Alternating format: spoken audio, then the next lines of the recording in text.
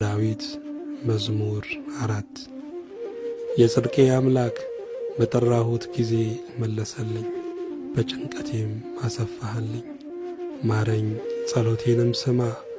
እናንተ የሰው ልጆች እስከ መቼ ድረስ ልባችሁን ታከብዳላችሁ? ከንቱ ነገርን ለምን ትወዳላችሁ? ሐሰትንም ለምን ትሻላችሁ?